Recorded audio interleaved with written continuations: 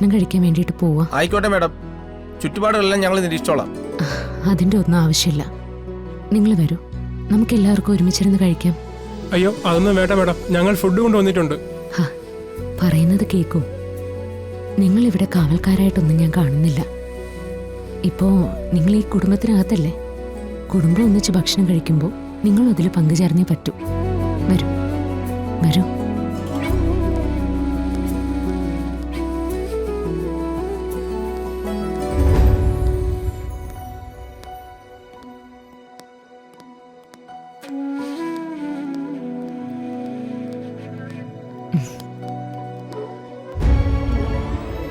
ശ്യാമ എവിടെ ഇരുന്നു? ഞാൻ വിളമ്പിത്തരാം.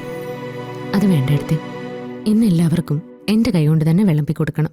അതെന്റെ ആഗ്രഹം. എടുത്തിരിക്കും.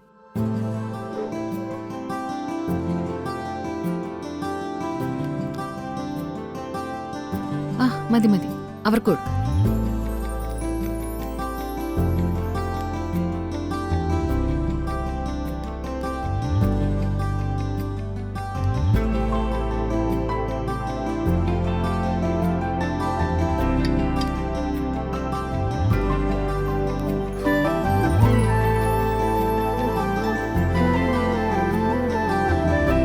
എന്നാ പിന്നെ നമുക്ക് കഴിച്ചാലോ?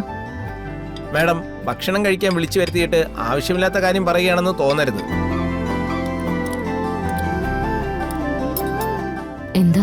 എന്താണെങ്കിലും പറഞ്ഞോളൂ.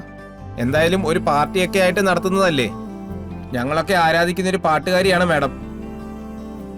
മാഡം ഒരു രണ്ടുപേര് പാടിയിരുന്നെങ്കിൽ.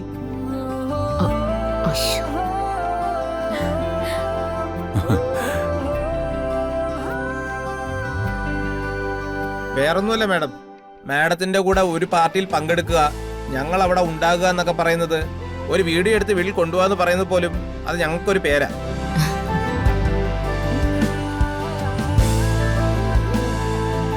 ഞങ്ങൾ പറയുന്നത് കൂടുതലായി പോയെങ്കിൽ മാഡം അത് വിട്ടേക്ക്.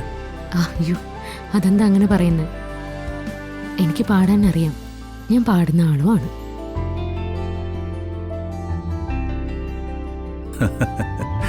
എത്രയോ വേദികളിൽ പാടുന്നു.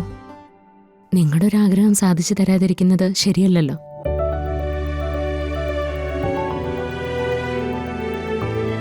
മാഡം, ഞാനിത് എങ്ങനെ പറയുമെന്ന് ആലോചിച്ചുകൊണ്ടിരിക്കുകയായിരുന്നു. സത്യം പറഞ്ഞ പാട്ട് കേൾക്കാൻ എനിക്ക് നല്ല ആഗ്രഹമുണ്ട്.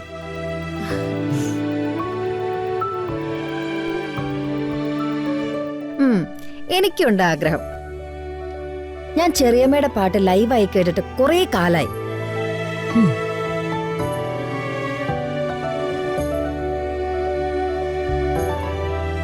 എന്നാ പിന്നെ തുടങ്ങിക്കോ ശ്യാമേ. മോളെ, നമുക്ക് രണ്ടുപേർക്കും കൂടി പാടിയാലോ? ഏയ്, അത് വേണ്ട. ഇപ്പോ എല്ലാരും ഇരിക്കുന്നത് അമ്മയുടെ പാട്ട് കേൾക്കാൻ വേണ്ടിട്ടാ. എനിക്കും അത് കണ്ടിരിക്കാനാ താല്പര്യം. ശരി. ആ